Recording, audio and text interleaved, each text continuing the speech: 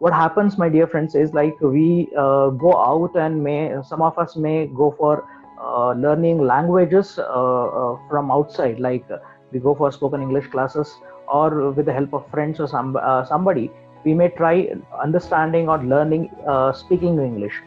But when it comes to body language will not come under any specific language. For example, body language for English is different and body language for Kannada, Hindi, Marathi, it's not like that. Body language remains same for all the languages. So that means that understanding body language is more important than understanding any of the language. However, we can speak anything, but how it is spoken will be determined by this body language. In my previous sessions, I think I have mentioned it multiple times. When it comes to communication, about 33% is verbal communication and 67% is non-verbal communication. So non-verbal communication is nothing but body language, and it is our responsibility to understand what is my body language. Okay. For example, we have already discussed in our previous session that what are the components of body language. For example, eye contact, gesture, posture, like that. For example, if my eyes are speaking something, I should know like what it should, like I should make sure that what it should be spoken. Okay, I should determine that my eyes should speak the same thing what I intended to speak, not something which it speaks something and I meant something. It has happened many a times with us, and we give this statement, I did not mean so. Okay, what you mean by that, I did not mean so? That means that you wanted to say something and something else is being conveyed. Though the verbal communication, verbal language remains same, the words used is the same you wanted to convey, but still the message reached is something else. So that means there is something else which is impacting on our verbal communication. That is nothing but this body language. So when it is so important, so critical, then let us try to put some effort and try to understand body language. So what are we going to do today in this session is like, we'll understand what is body language, what are the components of body language, and then we'll understand each section wise in detail. And later part is, once the understanding part is over, we have to test it on ourselves. Okay, we'll have to record smaller videos, and we have to cross-examine ourselves, like how is my posture, how is my gesture, and what is my eye contact, everything. And as I always tell in my all session, practice is the key. Even to practice a proper body language, we requires huge amount of practice. So with this small note, what body language can be and how it can impact, I welcome you to the journey of understanding body language, which unfortunately we have ignored for a lot of years. So let's start with understanding what is body language. I don't give you a specific definition like, but still a few content to understand what can be a body language. Number one, it is a major part of communication.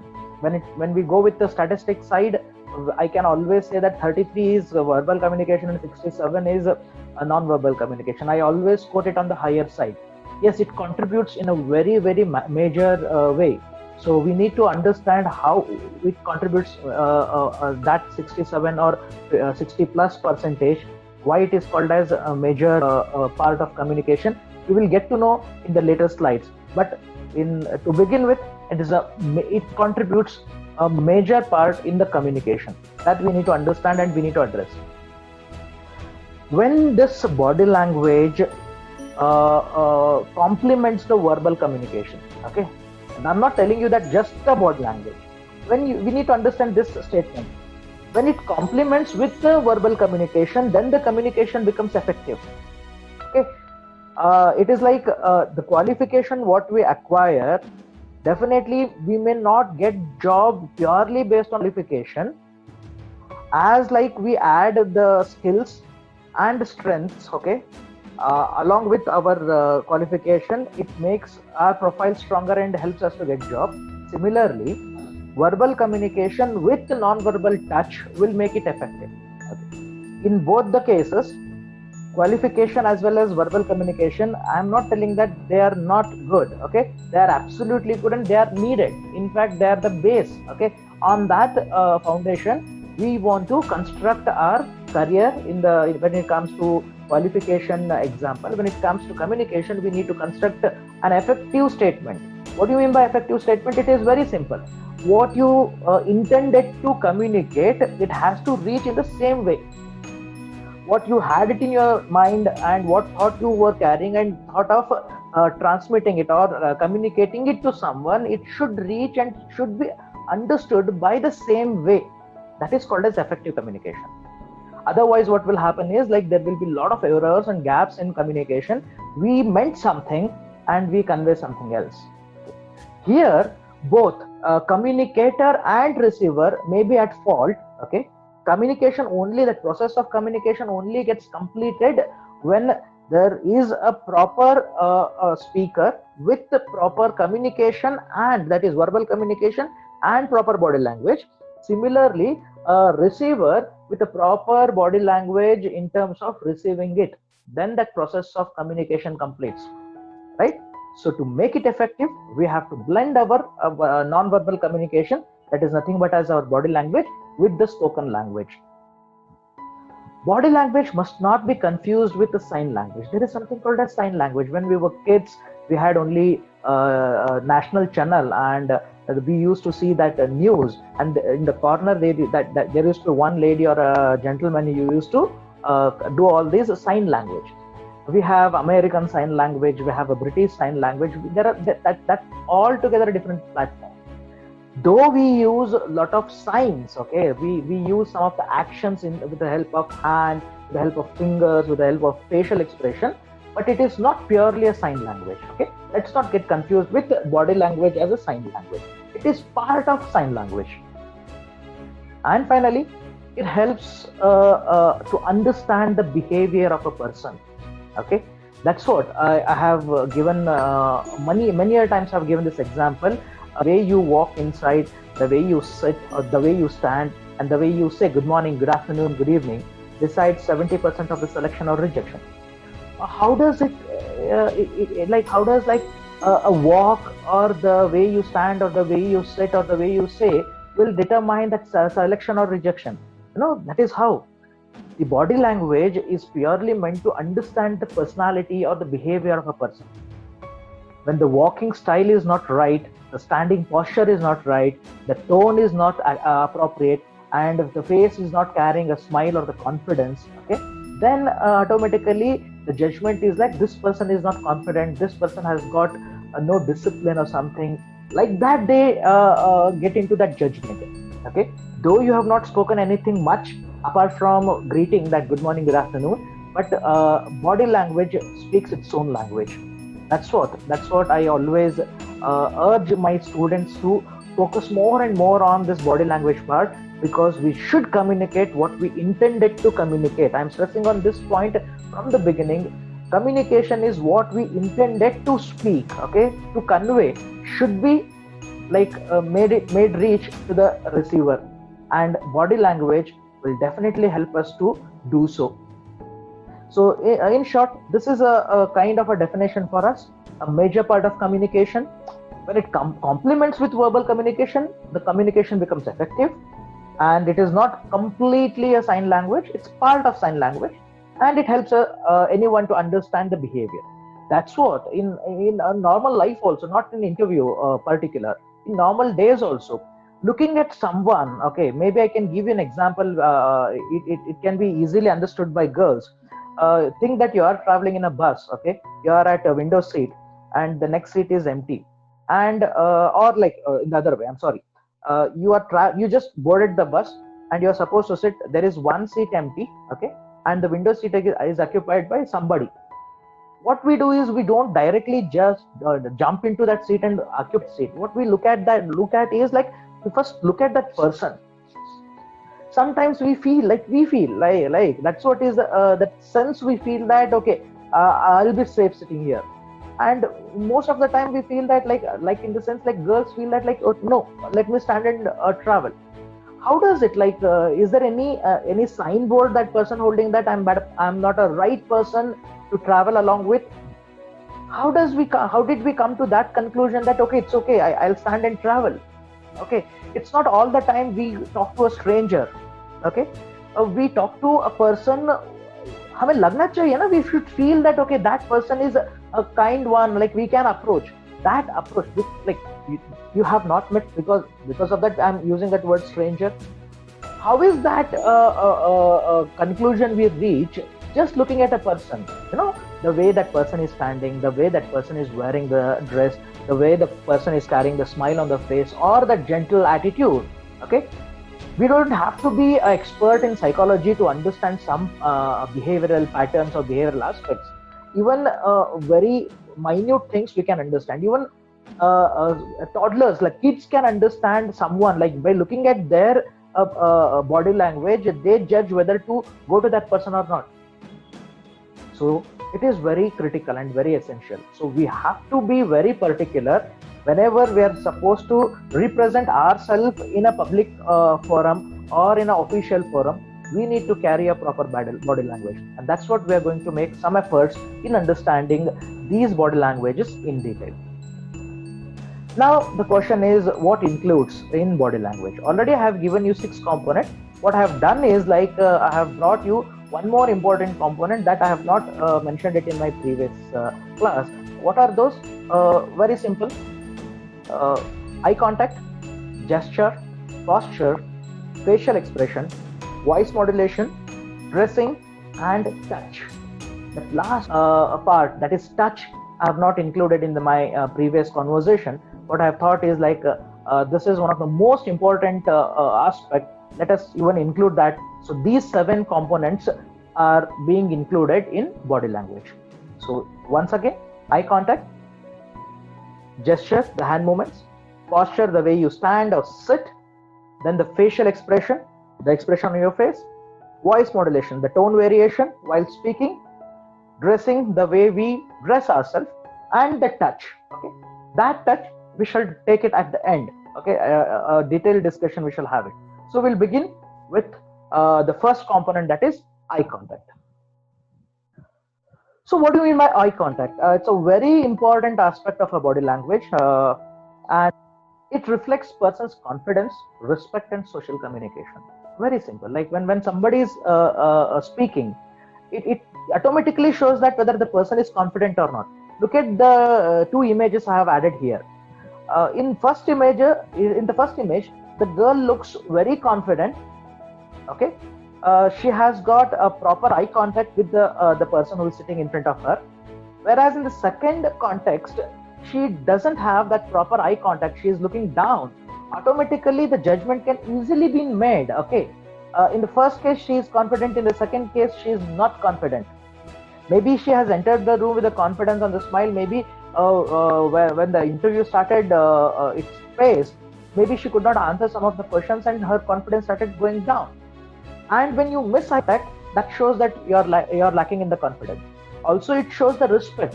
Okay, it's not like when you are being a speaker, eye contact is equally important for both speaker as well as listener.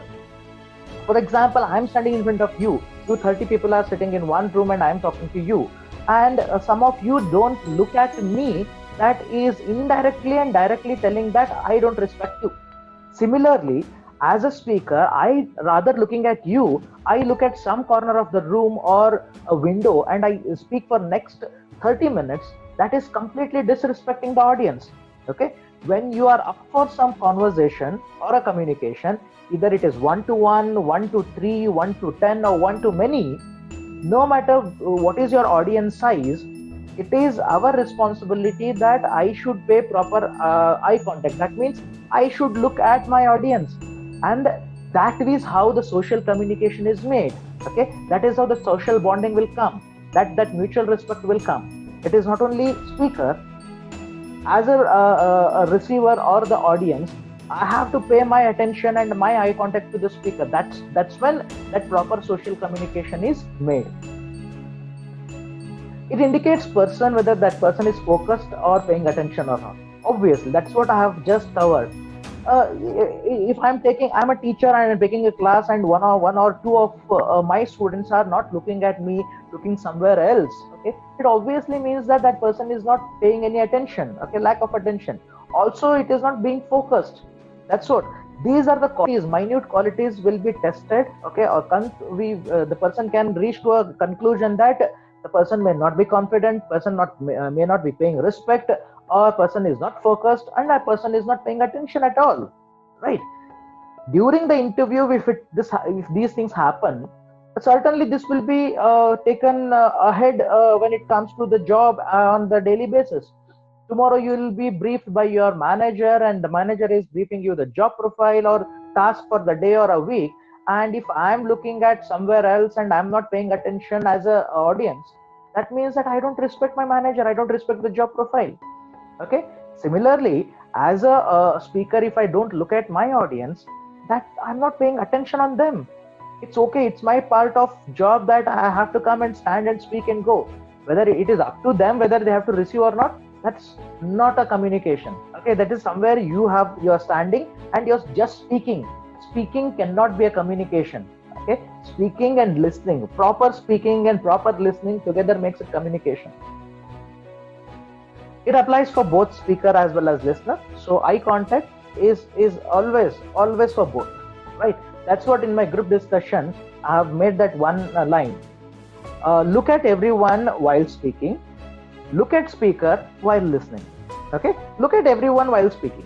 When you are speaking, it is your responsibility to look at everyone, and while listening, it is your responsibility to look at the speaker, okay. That is how this eye contact is defined or derived. But as far as beginners are concerned, it is quite challenging to maintain a very good eye contact. It is always a challenging task, okay. So let us go to the next slide, and we'll try understanding what should be done, what should not be done at the time of maintaining eye contact. And also I'll share a few more examples why generally it is referred as difficult task.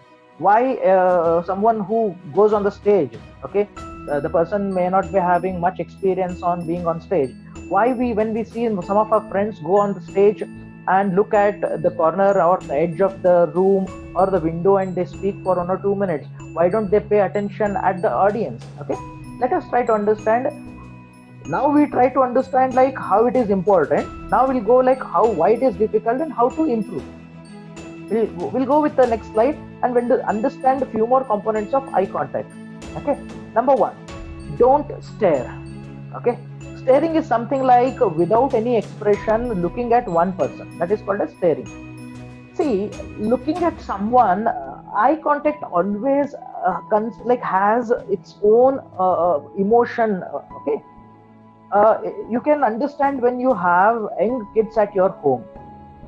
When you look at with compassion, okay, with some love and all, when you look at them, the feel is different. When you constantly look at them without even like smile on the face, no expression, blank face, and you keep looking at your kids, immediately they say, why you're looking at me like that, okay, what is wrong, did I do any mistake, okay. This is somewhere we need to understand. When it comes to eye contact, let me make one thing very clear. There are 7 components we're discussing today: eye contact, gesture, posture, facial expression, voice modulation, dressing, and touch. If someone thinks that out of 7, let me be good at 3, let me manage 4, let me be good at 5, let me manage 2, or let me be very strong at 1 and the other 6 can be okay. No, it is not possible. Please understand, all the 7 are interlinked. They complement each other. When all these things come together, then that gives as a complete package. Then only it looks good. See, it is like a body part.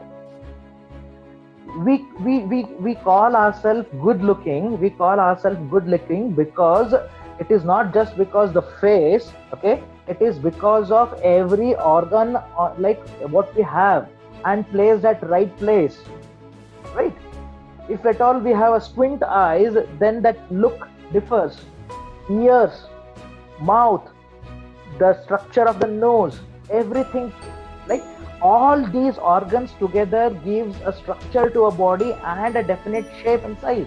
Okay, I cannot just like, we have seen somebody without hands and legs. Their life is very, very challenging, but all together it is a complete package. Okay, otherwise we will be challenging, like we cannot do all the things. Similarly, something is missing will not complement your communication. Why am I telling this? Because when I talk about eye contact, generally people think that looking at someone and talking, right? Fine. Looking at someone and talking should not be staring. Looking at someone should be with a smile on the face. That is very critical and important. Otherwise, if that facial expression is missed during your eye contact, then it will be called as staring. So don't stare. When we understand the later other aspects in the later stage, we will get to know that how each components are interlinked and how beautiful if we blend all together and present it. Okay, this is the first thing. Don't stare. Second, don't look elsewhere. It is for both speaker as well as for listener. When you are talking, don't look elsewhere. Look at your audience. And when you are audience, don't look elsewhere. Look at the speaker. Don't look down while speaking or listening to someone. Especially while looking down is like conveying that lack of confidence, lack of preparedness. So you're not well prepared. So automatically you're not confident. So you're looking down. So when you are a listener and when somebody is talking and looking down, that shows that I'm not interested. So you see, you may not meant the same thing. You never meant to disrespect the speaker, but somewhere you were thinking, you have become passive listener. What is active listening and passive listening? In short term, what I can do is, active listening is something when a person is speaking, look at that person and nod appropriately, respond to that what person is telling. That is called as active listening. Passive listening is carefully listening, but you're not paying any attention to that speaker and you're not responding in any way. Okay, maybe like we have seen in, generally it happens in group discussion, when somebody is speaking, one or the other candidate will be sitting so serious, looking down at the corner. It is so involuntarily they're sitting like but they're listening to that person, but it conveys other message. When I am talking to you and you don't look at me, it means that you don't respect me. But end of the day, you tell that, no, sir, I respect you.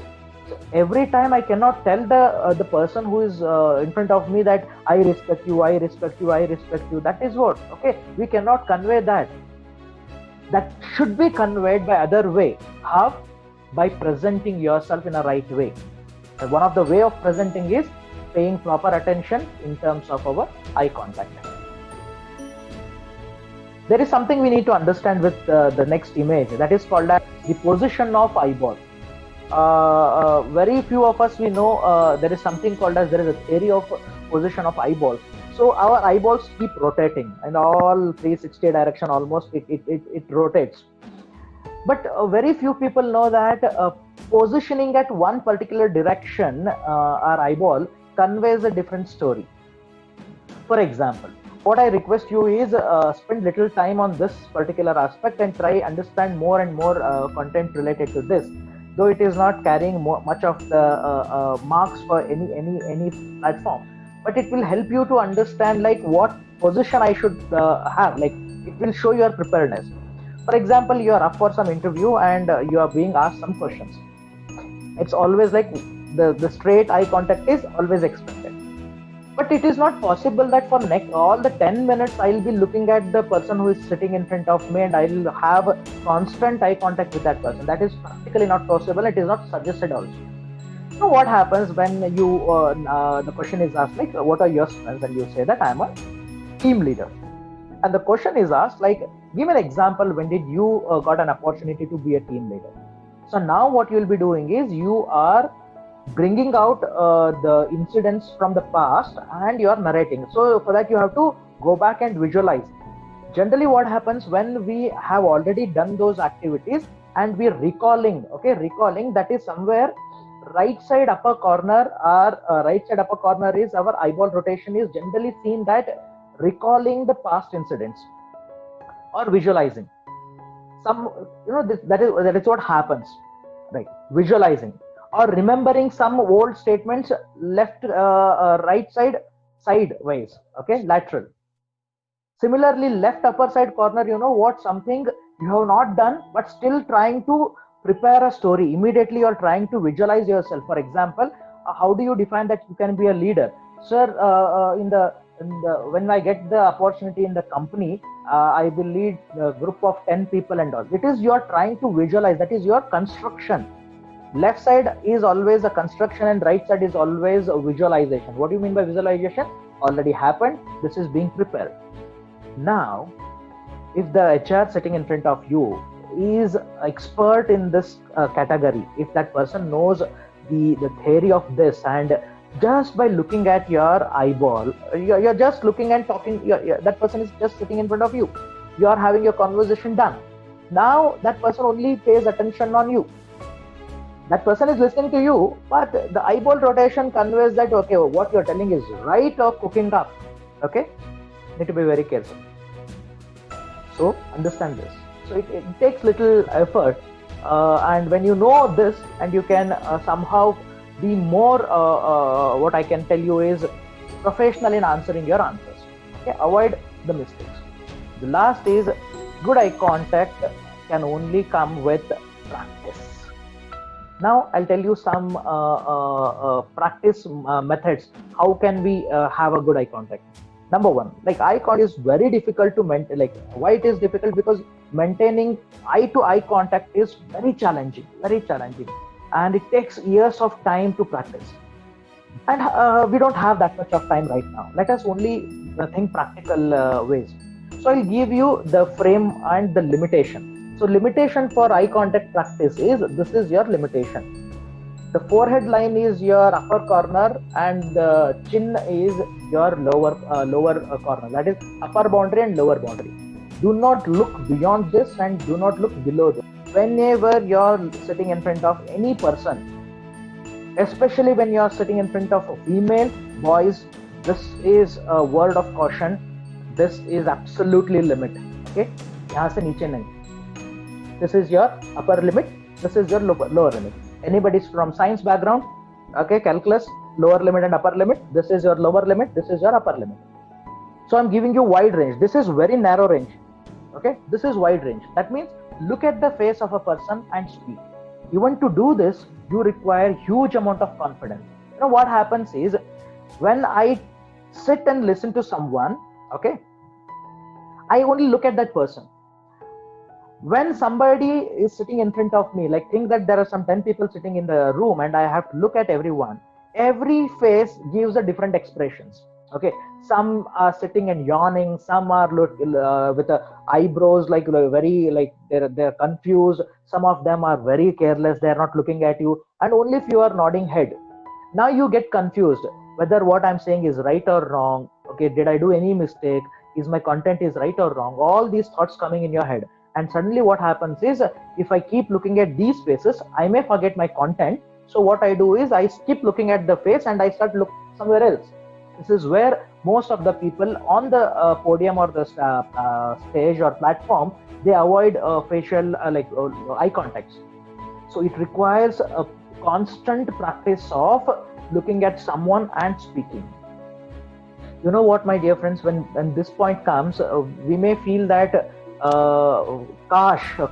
we wish we would have had a lot of practice on this, and we did not get any opportunity to do so.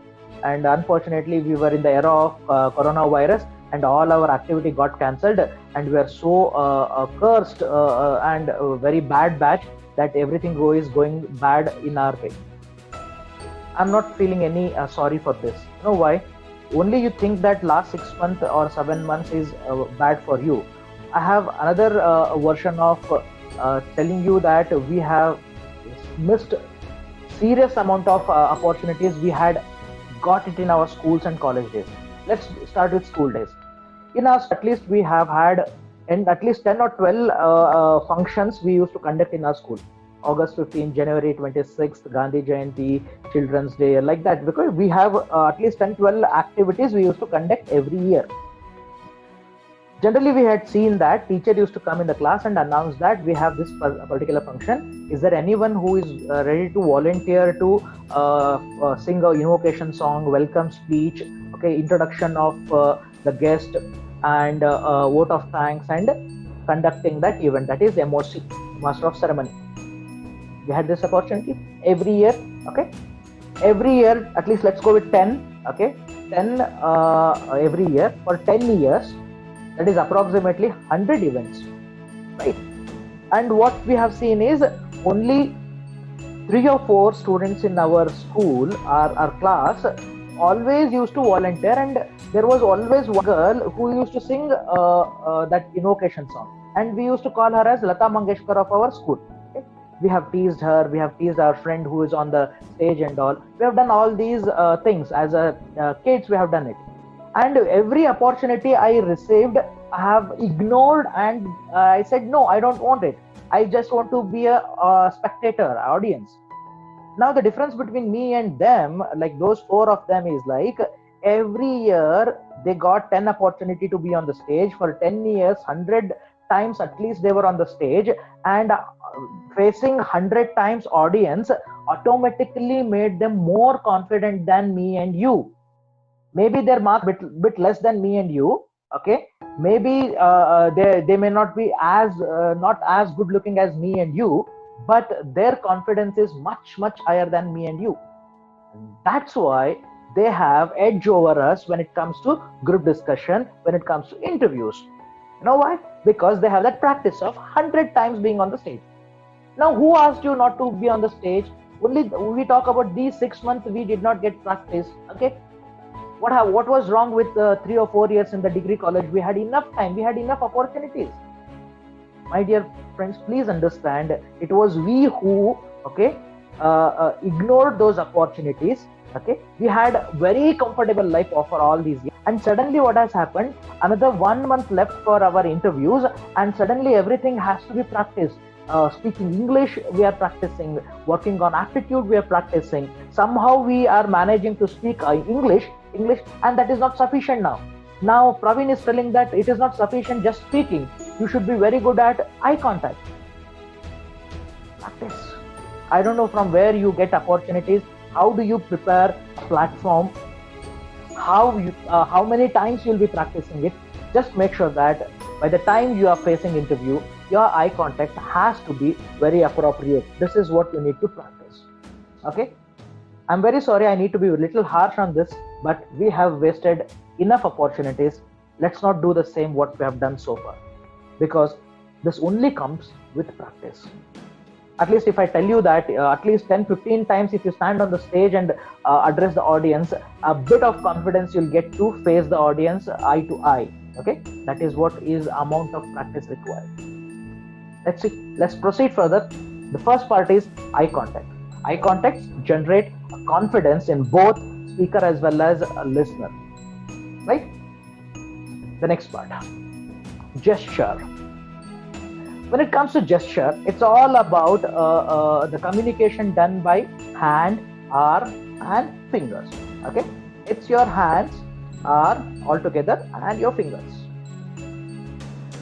Gestures are something like waving, saluting, handshakes, pointing, or thumbs up, thumbs down. There are so many other actions as well we do using our gestures. So waving includes just hi or something. So it includes so many other things. Okay, what we have done is in our life we have made our communication very easy by giving some action names to our, like names to some actions, like we have termed them.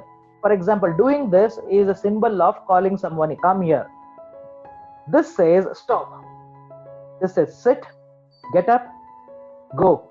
Okay, this is how we have done it. We have made our life very easy by giving all these terms to those actions. Now tell me, all these waving, saluting, handshake, pointing, thumbs up, thumbs down, all these things convey a message, correct? When these convey a message, then I should understand what my hands speak and how my hand speaks. Though my mouth is making all the speaking part, it is not alone it is making speaking part. My hands are also complementing. I'll give an example. No, I always miss my offline classes when it comes to body language. Sitting in front of system and making you understand is hell of a task. Otherwise, when we were in a classroom, think that if we are in a classroom and if I stand in front of you and making you understand, these things are much more interesting. Otherwise, I'll try to make some at least a little justice to this content. For example, this is not the first time you are listening to me. This is our 6th class. Okay, on and average 1.5 hours we have had in our previous classes. So we have developed some sort of understanding that what Praveen is and how Praveen speaks. Whether it is like you like it or you don't like it, because of placement processes, some of you are here. But otherwise, what I do is, you have seen in my every session that I don't just keep quiet and talk. Every time what I do is, I'll be having a tone variation. My hands are always like constantly they'll be moving. I will be having that smile on the face or the change in the expressions. This is what you have seen. Now I just give you what I'll do is I'll just I'll take another 2 lines, so that helps me to narrate this example. So speaker generates a great amount of emotions and interest. Okay, when you use proper hand movements, okay, fingers, hand movements, and your arm is properly used, that generates a lot of emotions, okay, and interest in the conversation. I have taken this line because to just make you understand the example. You have seen me all these 6 sessions. This is my 6th session for you. What if my communication is in this way? For example, not using any kind of a hand movements, okay, not giving much of any of the expression on the face. Maintaining eye contact is I have to look at the screen and I have to speak. And what I should do is I will use only verbal communication now. Okay, look at this. It would have sounded in this way. For example, communication done by hand are fingers. Gestures are waving, saluting, handshake, pointing, or thumbs up. Speakers generate a great amount of emotion and interest. How will it look like? How will it look for you? If I extend my entire communication for 1 hour, I don't know what it will feel for you. I cannot just do. My hands cannot keep quiet. See, this is something which comes naturally. I have 10 years of experience. I'm a public speaker from last 10 years. So automatically my gestures are in sync with what I generally speak. That's what the next line is. It has to sync with the verbal communication. We are not doing any Bharatanatyam or a Kuchipudi where every gesture has got a particular formation of your hands and fingers. No, we are not doing that. We are not trained or professional artists to convey. We are not using any particular sign language. What we are doing is we are trying to complement our conversation with the hands and something. See, what you look at is just reading is communication. Okay, if it is just a verbal communication, it will be like rather reading me, you read it better than me. Your English is much better than me. At least some of you have much polished English than me. Okay, so if I give you this and read it for you, it doesn't make that sense. That will not add emotions. That will not create interest. Okay, why the session becomes interesting? It is because the speaker involves a lot of other activities in terms of the hand movement, facial expression, tone variation. Everything together makes it interesting. That's what I always tell. In the class, subject remains same for everyone. Only the way the teacher teaches creates the interest in the classroom. If the teacher is not equipped with these kind of skills, then no matter how good the content or the subject is, the teacher will end up making students feel it is very boring. Okay, if the student sleeps in the class, there are 2 reasons. Number 1, it is a mistake of a student because that student might have not slept properly the previous night. Maybe he has or she is involved in some other activities.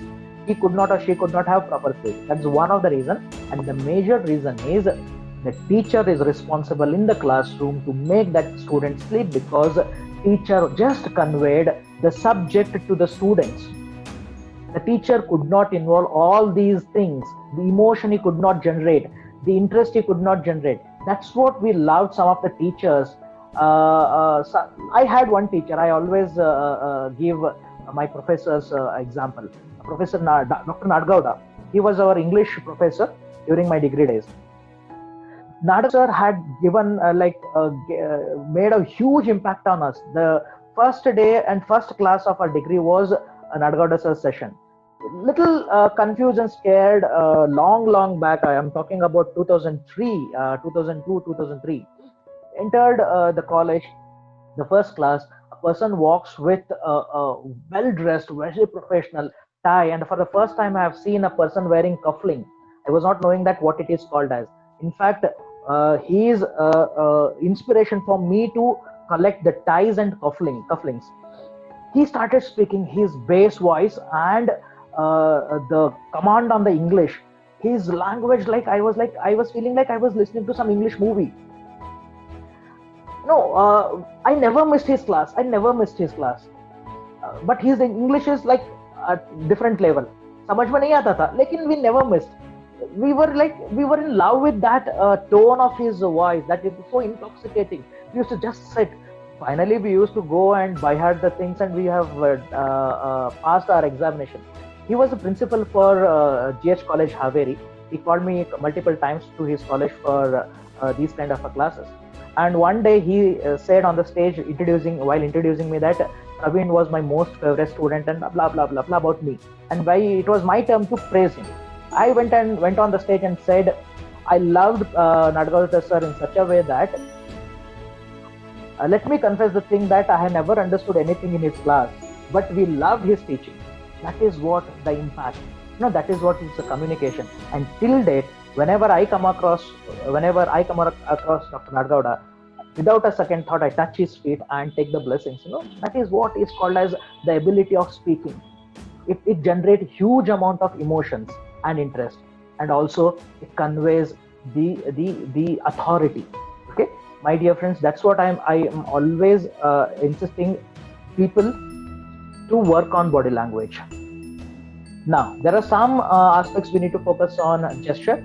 Number one, don't point out someone while speaking, like using index finger. Okay, while talking, do not use index finger while talking. This is, in public speaking, it is not good. But unfortunately, some of our influencing people, okay, whom we are following, okay, in front of entire nation, they stand and they speak in this way. I have nothing to say on that. But as a public speaker and the ethics of public speaking, it is not suggested to point out someone and speak. Generally, it doesn't give that comfortable environment to listen to someone. Okay. On bigger platform, when you tell all these things, it is fine. But when you're in front of a smaller crowd and you start talking like this generally doesn't carry that great emotions. Always open hand is best suggested. Open hand gesture, I'll come on to that, and still I'll tell you, open hand is always a best way of using communication. When you are talking to someone, it is always suggested to use the gestures with the open hand and point out someone. If at all you are pointing out someone, use your open hand. Avoid keeping hands in your pocket and speaking. Keeping hand in your pocket and speaking gives a very wrong message. Somewhere it is casual, aggressive approach. So avoid that while speaking. Do not keep your hands in the pocket. Already said, public speaking, open hand is that's what. When we complete Rashtra Geet, we say Jai Hind. Open hand conveys respect. We never do Jai Hind like this. Okay, so use that open hand while speaking. Especially when you're group discussion, when you're sitting with your co-contenders, do not this is like that is like aggressive or assault, like very very dominating. It's always collaborating is like something you give respect to others. Use open hand and do not touch anyone. There is no manhandling during group discussion. It is not any reality show group discussion where you have to keep it yourself in a very professional way. So use proper body language.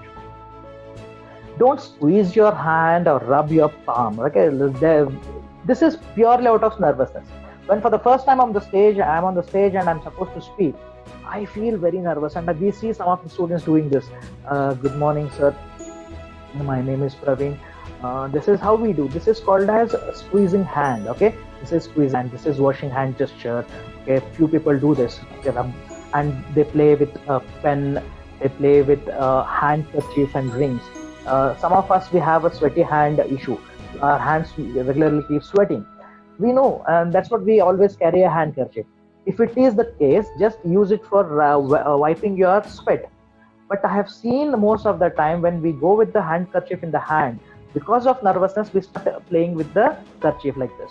Otherwise, I see some girls go on the stage, hold the edge of their dupatta, and they start squeezing it. Avoid these, and especially don't walk on the stage with the pen in your hand. The moment you have the pen in your hand, you start playing it. Okay, once you start playing it, your attention is gone, like your audience attention is gone. Avoid things. Then how to, like, I'm not that great. Say, for example, what we say is it should sync with what we say, right? For example, a person with a lot of experience can generally have a proper gestures. Otherwise, for the beginner, it is very difficult to understand what kind of hand movements to be done. Then any small tip on that? Yes, we can. There is something called as parking gesture, parking hand gesture. And this is how. So this is how you have to hold your palm. Okay, keep it just neither too up nor too down. Just stand, ease the shoulder, eased shoulder. Don't hold it very tight and all. Just sit, stand, relax. When you go on the stage, first thing what you should do is take a deep breath, stand. Okay, stand properly. There is called as Savdhan and Vishram. Stand, Vishram, so that your body is properly balanced. Now hold your hand like that and start speaking. Okay. Do remember, smile on the face should be there, and you should have a proper eye contact with your audience. Then start speaking. Good morning. My name is Praveen Guri, and I'm from Hubli. This is how you'll be speaking. And in between, if your hands come out for some moments, let it go. Okay. Let it make some actions at some moments and rest it back. This is how you need to practice. Okay. This you will get to do with practice. Again, practice is the key. Avoid pointing out. Okay, that's something annoying. Don't do that. Right? Open hand is something what we need to do. So this requires little amount of practice. Now I'll tell you.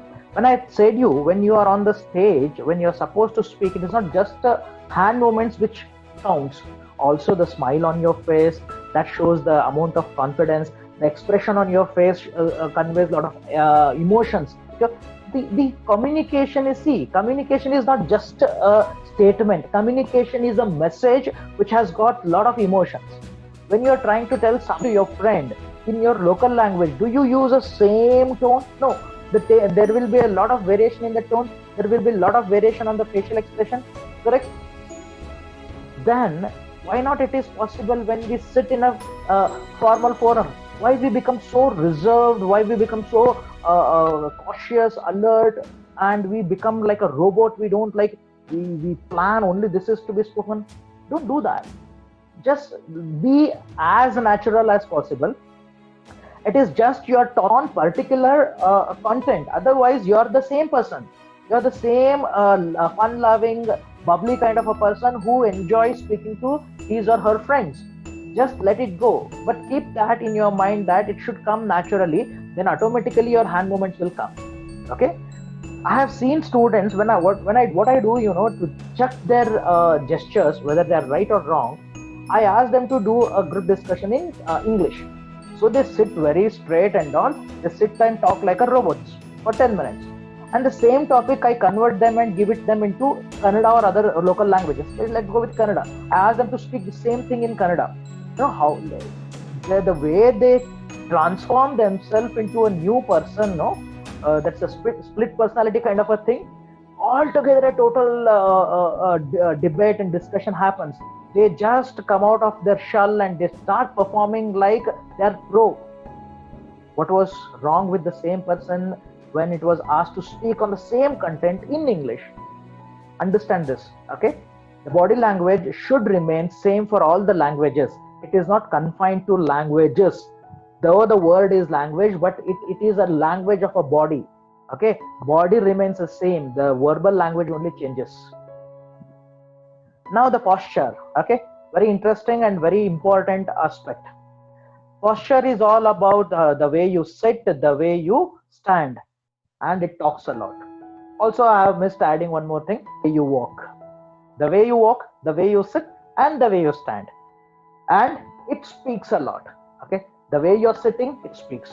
The way you're standing, it speaks, and the way you are walking, it speaks. Okay, that's what we see na, when we see somebody is walking, looking at their style, ये तो गुंडा की तरह आ रहा है. Okay, how I'm fan of his walking style though, how majestic he walks. Okay, that's how we define, right? And automatically it relates the personality, the way that by the walk. And we have teased some of our boys in school because that person walks like a girl, and we have teased some of the girls that the girl walks like a boy. That we have done it, that funny part we have done it, because they have not walked in a proper manner. We have teased them, but the question is, have we corrected them? When I can tease my friend, when I hurt emotionally, when I hurt him or her emotionally by teasing their action of walk or action of stand, like the way they stand, now don't think that it is my responsibility to correct them because that person is my friend. Why we did not do that correction? Because we ourselves don't know the right way of standing, walking, and sitting. Okay, that's what this session will help us to understand. What is at least a little information about how walking should be done, how sitting should be done, how we should stand. Let's try making some efforts. Posture conveys information about interpersonal relationship. A very strong thing. Okay, interpersonal relationship. Interpersonal, again, it is like something like leadership. Interpersonal is not one quality; it is a collection of lot of other qualities. And personality traits such as confidence, submissiveness, or dominance, or openness. So, in short, posture will help the other person to judge your personality, whether the person is open, friendly, or submissive, not confident or something, very dominant and very arrogant, or a confidence, like something. All these possibilities is determined by the posture, and posture includes all three: walking, sitting, and standing. Okay, let's understand one by one. Look at these images. Okay, I have a comparison for you for sitting as well as standing. Standing and sitting postures I have given you. Now you don't have to be a great at understanding body language, or you don't have to be expert in body language analyzing. Still, we can make out that out of these two images, which one is right when it comes to sitting, and which one is right when it comes to standing. Okay. Let's go with the lady who is standing up straight and standing a hand on her cross waist, or right. Automatically, the message is different, right? It's not just a hand position or the way it is stood. It is also the facial expression. Look at that. We cannot miss that. Similarly, in the sitting posture, the person who is sitting, a hand on the lap and tied hand, look at the expression of the face. That's what I'm telling you from the beginning, my dear friends. It is not just one aspect of body language. It is the combination. Okay? And unfortunately, this combination works out. You know how it works out? It works out with what we have fed in. Garbage in, garbage out. Okay? What the kind of personality I carry, same thing comes out. And if at all you want to bring any change in that, you have to practice a lot to come out of the old bad habit of tapping foot or something. You need to practice well. Okay? To do unlearning, you have to put more amount of efforts. So with these images, let me give you something like: do sit and stand straight, walk straight with the confidence. When it comes to sitting, sit straight. In your group discussion, you should make sure that your body is properly sitting in a 90 degree direction. Body, lap, and your legs. So it has to be 90 degrees. Sit straight. Sit straight doesn't mean that you should sit very serious, blank face. No, sit straight with a smile on the face. When you stand, stand straight. When you're giving your presentation, think that you're supposed to stand and give your introduction for 2 minutes. So it is always suggested walk positively. Now I'll tell you like how to walk, then I'll tell you how to stand. Walking, I give you a small reference. You need to imagine yourself what I'm trying to explain. Think that there is a straight line on the floor, a straight line for 10, almost 10 feet of straight line, a straight line. That is our reference line. This is straight line. Now, how boys supposed to walk, how girls supposed to walk. Now, this is a straight line. On the either side of the line, I am keeping my foot. Okay. Now, sidewise, line is in the center. Sidewise, boys are supposed to walk. This is how boys are supposed to walk. And girls are supposed to walk on the line. Okay. We are not talking about any fashion industry. Otherwise, I would tell you to walk on the crosswise leg. This is catwalk. We are not talking about that. Now, Praveen, did you define this? Sidewise boys, on the line girls. No, it is not defined by me. It is defined by nature. Nature has given us that like some delicacy, like that delicate thing for girls, and some rugged look, that rough kind of thing, that majestic thing. Those like this for boys. Okay. If I walk on the line like this, okay, you know what you will be calling me. If a girl walks like this, you know what we'll call her. These are the minute things we need to understand. This is what we need to even practice, because the way you walk is noticed. Now you have walked. Okay, here, boys, girls, right? Now you're standing. When you come, stand on your 2 feet like in a Vishram position. Southern, we cannot stand for a longer duration. Body ka balance bigad jayega. There is something called a center of gravity. We don't have a tail to balance our body, so it is very comfortable to stand for us like on a Vishram position. So stand in a Vishram position, a little leg apart, a 12 inch or 18 inch at the max. Zyada bhi nahi, close bhi nahi. This is how you will be standing on your foot. Now you are standing. Stand straight. Most of the time, at this young age, we have seriously spoilt our sitting and standing posture. If you stand on the sidewise, a body posture, that spinal cord has already bent. If you go to physiotherapist, they tell you that your spinal cord has curvature. You know why? Because of excess use of mobile phone, the laptops and all, we have bent, and our spinal cord has shifting the front projection. So you need to stand straight. Okay, stand straight in the sense like सावधान नहीं है. See, you have to stand straight. Always keep a relaxed shoulder.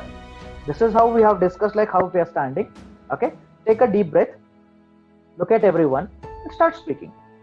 What you should not miss: smile on the face while walking, while standing, and while speaking. This is the most difficult task, because I have to remember how I should walk. I have to remember how I should stand or how I should sit, and I should also remember the content, and on top of that I have to remember the smile. You know what happens is, in this either of the one will miss. If you remember to walk properly and maintain the smile, content is gone. If you remember to walk and deliver a content, smile is being missed. That's what, my dear friends, practice is required. Sit straight. Okay, whenever you sit straight. Don't cross your leg. Okay, shake or tap the foot. Sitting and tapping foot, some of us, we have that habit. We keep tapping our foot or we keep shaking the legs. That's very bad. And crossing leg in any of the professional conversation conveys that I don't agree with you, I'm not interested. All these kind of messages it conveys. Though you are crossed leg and you say yes sir, but it is conveying that no sir in the mind. So it all will be, see, that's what, when during the interview, you're just asked to sit, but you will be noticed from top to bottom, you will be kept on observing for this question, how is your body language? Is there any change in the posture of sitting? Is there any change in the facial expression? For which of the question your eye contact is being missed? So somewhere you're not confident in answering something, somewhere you're bluffing something, all these are being noticed. That's how, though you have a good percentage and you have good English, good aptitude, but in the interview might be you have answered all the questions, but there are some chances, some cases where I have not been selected, because of this effectiveness of convincing the person. Though your answers were right, but your body did not support what you have said. Okay, be very careful on that.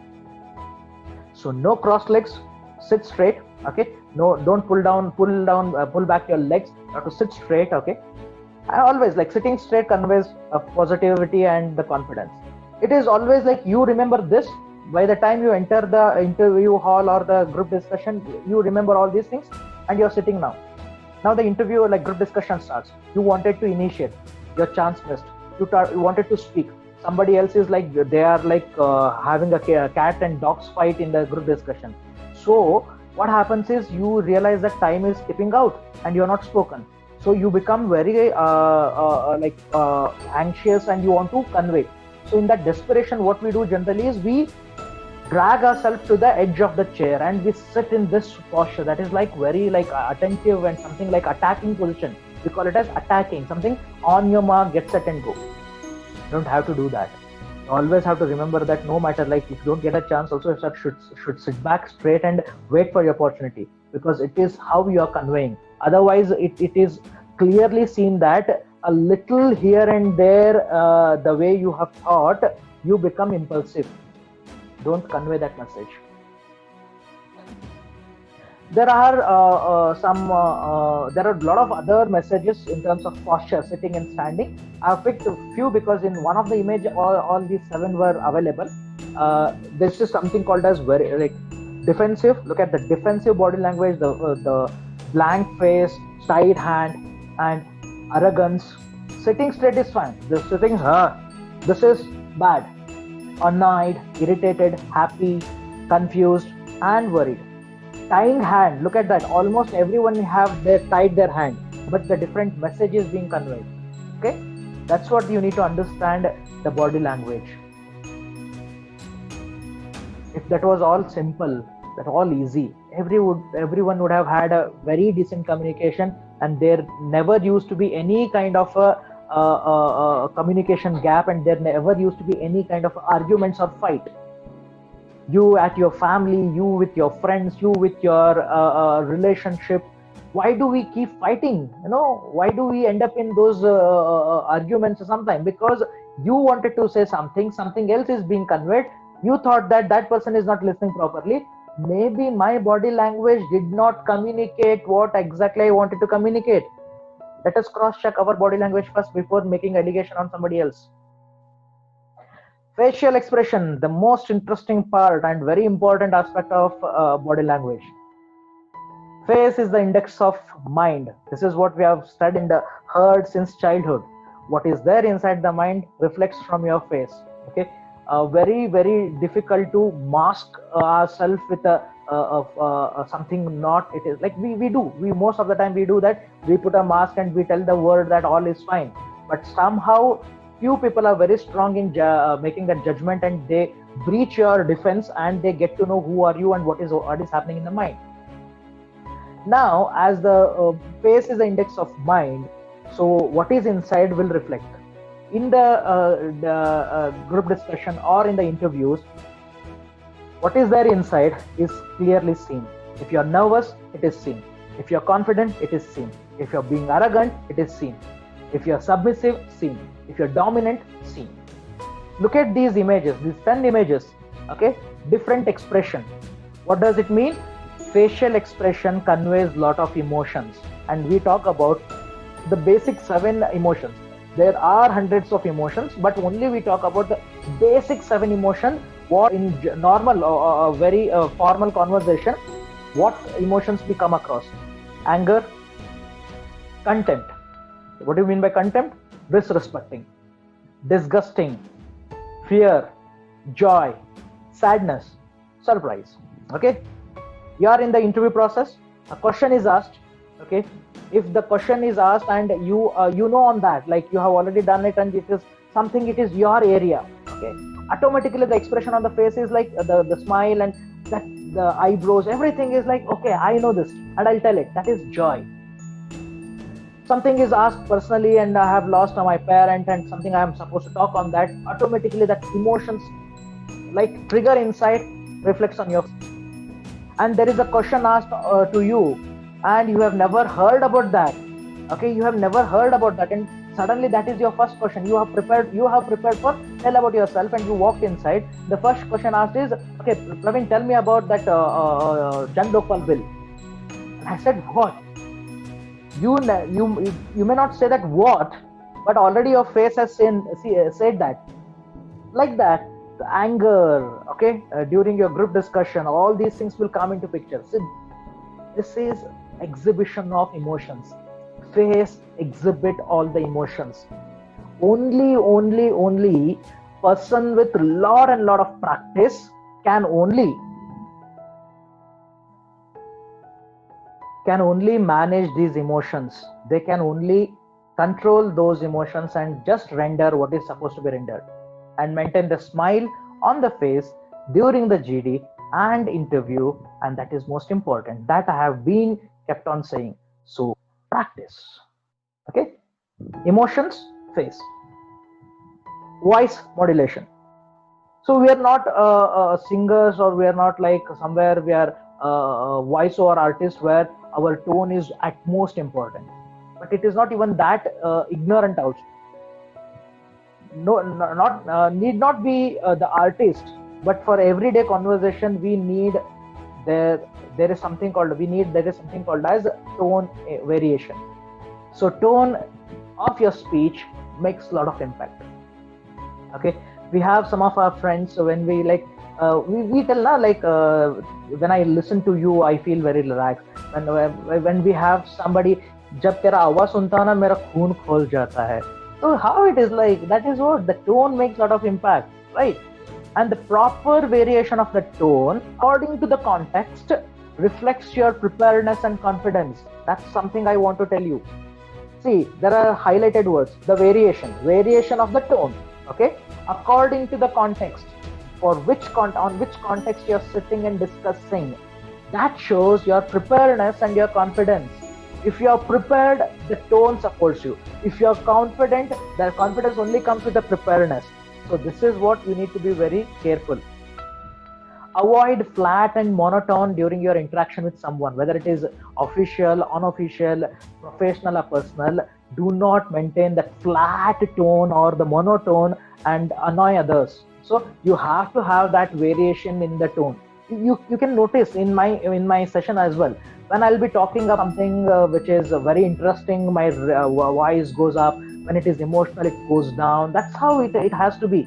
And I don't like, I have not made any note in front of my front wall and I put, okay, on this line I have to lower down my voice. It has to come naturally. That natural thing comes with a practice.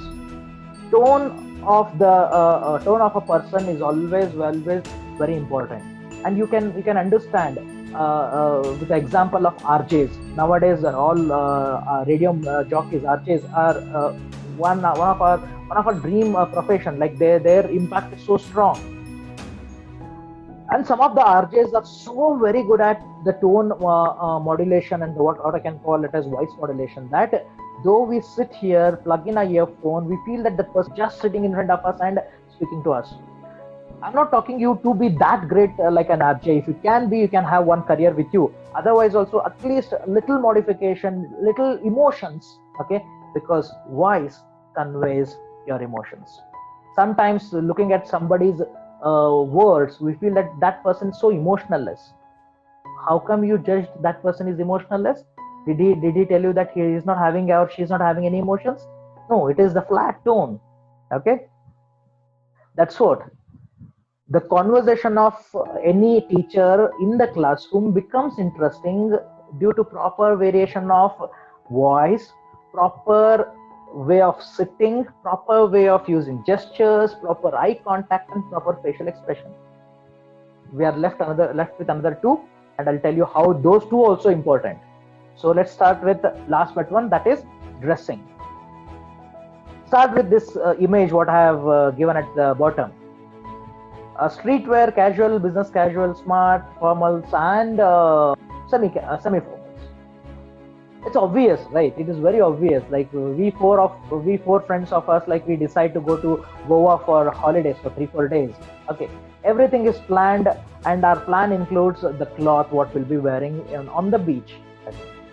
We go there to have fun. Okay, and if one of my friend or you think that it is me who decides to wear the tuxedo, bow everything, or tie and blazer, go on the beach, no, I'll be the odd man out in the entire like on the beach. Number one, my footwear will not support the leather footwear will not support on that sandy beach. Number two, the climate will not support me to wear those blazers, warm clothes, right?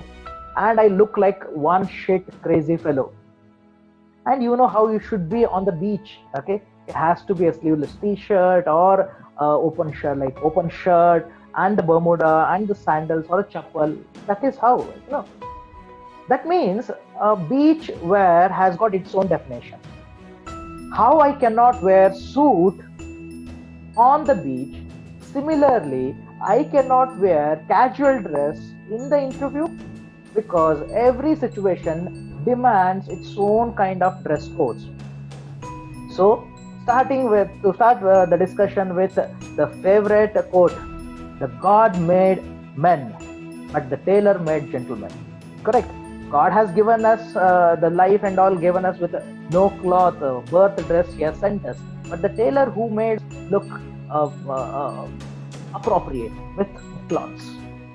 When the cloths are made, it has meant for some particular occasions. So every dress has got its own definition. Don't get judged wrongly.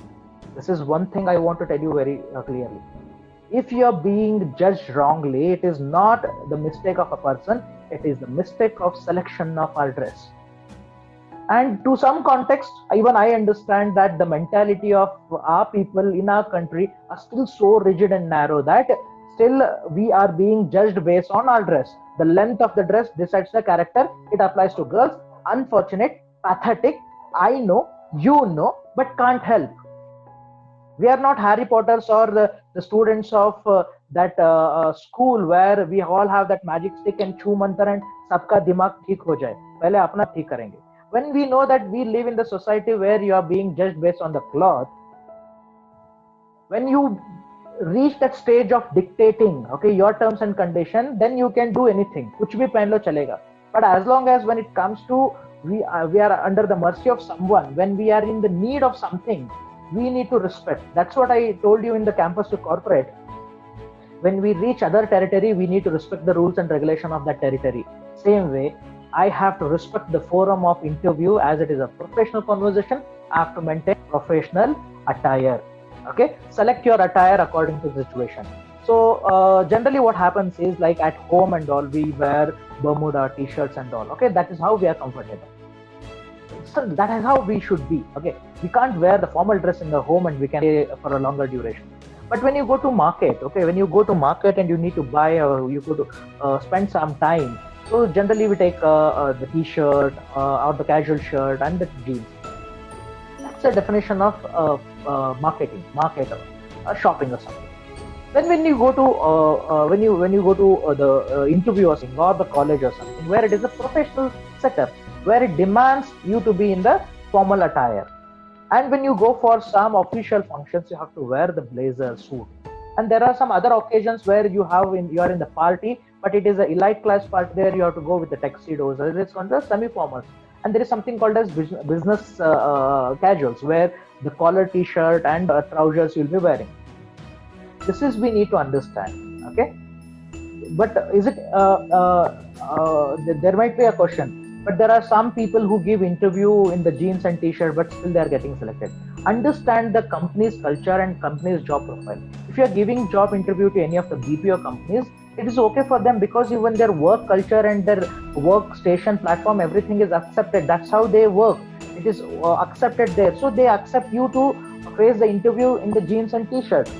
If you give interviews to Google or Microsoft, even you go on Bermuda and t-shirt, they allow you to give interview because they don't focus more on what you wear. They give more focus on your knowledge and your coding ability. If you are very good at it, because even their work culture is like that. If you have watched the Google Office video, you understand everything is given. The workplace is nothing but as a resort kind of a thing. When your workplace is like that, even interview on that dress is also accepted.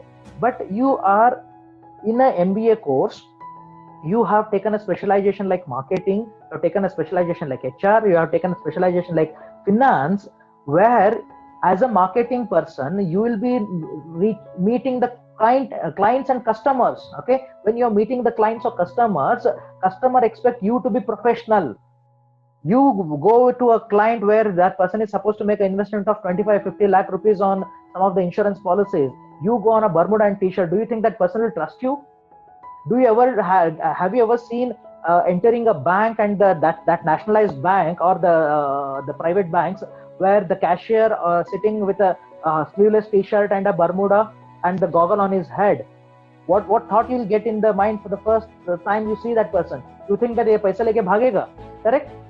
That environment demands that dress code, because that dress code gives that personality. Okay, it's not about buying new dress, it is about grooming the dress. Okay, don't buy. Okay, avoid casual dresses and business casuals in your interviews.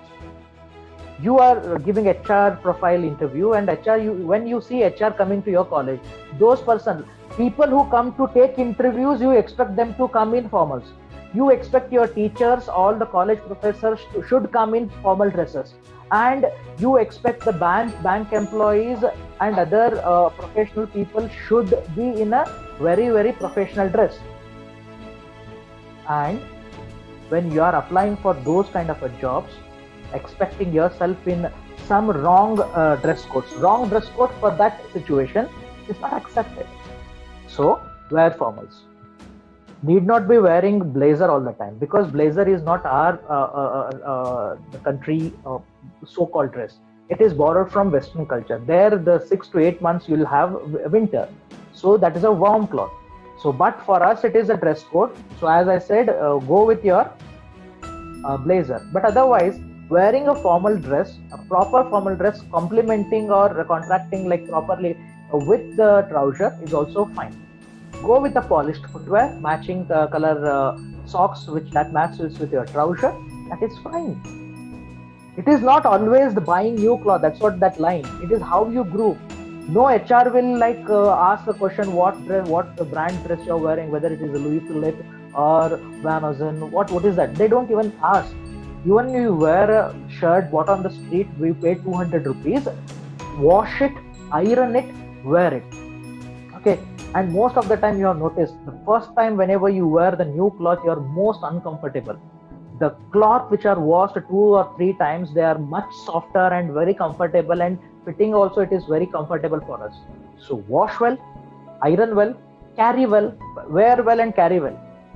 And do not roll your sleeves. Okay, when you're wearing full sleeves, you're supposed to wear it full sleeve. Okay, do not roll. That conveys a very, very casual message. Do not remove your first two buttons. Make sure that it is properly locked. Okay. Keep a pen. You have a habit of wearing the watch. Make sure that watch is running, and polished shoes and the white handkerchief with you, and just go. When you're wearing everything, don't ignore wearing the smile on the face. Okay. This is dressing. And the last part is the touch. When it comes to touch, there's a lot of things we need to talk, but as we have almost reached at the end of this discussion, I can only borrow 5 or 8 minutes, and I would like to convey some important message in this regard. Since childhood, we have experienced this particular aspect, that is touch. Okay? When somebody, like when we were kids, somebody puts a hand on our head and says, "God bless you, well done," we felt good. Okay? When somebody touched us and held our hand, we felt secured. And the same way, when somebody touched us in an inappropriate way, we felt insecure and scared, whether it is boy or a girl. So it has got its own message. More than everything, we need to be more cautious when it comes to touch. So let us understand what it is all about. It is one of the senses and plays a vital role in communication. How does it play a role in communication? Because when you go to a forum, Now we are in that social distancing mode. Otherwise, we always met our friends, we shake our hand, we hug our friends. This is what we do. Okay, touch is something which is very common. And please understand, this is something the girl student of this session can easily understand. This is what I have learned from my mother. This is what I have learned from my wife. Okay, the nature or the God has blessed or given a sensor to females that is being missed in we males. हमें नहीं है. They have got that sensor. You know what is that sensor? They have given that sensor in them. That is such a strong sense they have in a market or something. When somebody looks at them or somebody touches them, knowingly unknowingly, they get to know that whether the look was appropriate or the touch was appropriate or not. Immediately they get to know. And for us, कुछ फर्क नहीं पड़ता है. हमें कैसे भी देखो, okay, कैसे भी touch करो, we are senseless in that regard. But when it comes to girls, very, very, very sensitive. This is my own experience when we go to the market area, especially Durgat Bail area. It's a crowded place. We will be like going, and when somebody knowingly unknowingly accidentally just touches the hand of wife or something, for next 15-20 minutes she is disturbed. She's gone. Like, making her calm down is a hell of a task. I don't blame her. I know that feel they get, right? That is what calls me to understand the next statement. You should know the difference between good touch and bad touch. Now why? Because when you are supposed to handshake, like offer a handshake, you should know what is a proper handshake. Okay, how a handshake should be given. When you hold someone and talk, the hold should be what should be that? When you hug, okay, that's what. When a father hugs a daughter and the boyfriend hugs a girlfriend, both are hugged, but the feel is different. That's what this touch is very, very essential. Handshake in communication conveys your personality. This is what you need to understand, because in our professional field, most of the time we get to shake our hand. So even offering a handshake or handshaking someone conveys a personality. Whether I have a confident personality, whether I have a submissive personality, whether I have a dominating personality, whether I am like or I show my over gratitude to someone, like मैं वो बोलता ना bucket attack. All those things we get to understand. So if it is important, let us try to understand types of handshakes. Here are four. Okay, here are four. One is taking control. Second is giving control. Third is a proper handshake, and fourth is glove handshake. Let's start with one. Taking control. We have seen some of our friends or somebody who always offer their handshake in this way. Their hand will be always on the top. This is how they give. Okay, this is how their gesture will be. That is like dominating. I want, like, this is I am. When somebody offers a handshake, suddenly you have to give this, so you are surrendering. This is dominating. When you offer a handshake like this. But there are few people with us who are so submissive, na? When somebody is asked to shake, like ask them to shake the hand, like they give like this, sir, le lo, sir. Okay, this is submissive. And the proper is something you give very equal. Okay, I am equal. Maybe my knowledge is less and your knowledge is more. Maybe your wealth is more and my wealth is less. Still we are equal, because there are some qualities which we are equal. And the fourth is glove handshake, where is something I'm telling you that, okay, thank you so much, Sarai, you have done some favor on me. I'm much obliged. Okay? Here you need to understand. Handshake is an expression now. Okay, handshake is an expression of meeting, expression of greeting, expression of parting, expression of offering, expression of congratulating, and expression of thanking. What do you mean by meeting? When you go and meet a person for the first time, you offer a handshake. That is meeting. When you are greeting, good morning, sir. When you are parting, you are saying bye, take care. Okay. When you are offering, okay, you provide a handshake, like you give a handshake, offer a handshake, and say, take a seat. Congratulating, congratulations on this, and you are thanking, thank you so much, sir. Right? This is an expression. So you need to understand how it should be. Avoid sweaty, wet, dirty, and dusty hands during handshake. As I said, some of us, we have sweaty hands. So if that is the case, when somebody offers a handshake, if your hands are already sweaty, one thing, wipe it very clean, then offer. Otherwise, you can politely tell, I'm very sorry, sir, I have a sweaty hand. Okay, then that person understands. Otherwise, you just washed your hand or just wiped your sweat or something. If your hand is wet and you offer a handshake, in these two cases, sweaty hand and wet hand, so awkward for the opposite person, that is such a disgusting feeling they get. So it is always suggested, if your hand is wet or sweat, just with a polite posture, just say, sorry sir, I have wet hands. Then dirty and dusty, okay, avoid these two. Either clean it or avoid handshake. You can just tell, sir, my hands are dirty or good. Thank you so much, sir. Okay, this is how you need to work. There is some more thing you need to understand. There are different ways of greeting. One is namaste. Right now, social distancing, this is the best thing. This conveys all the expressions. Congratulations.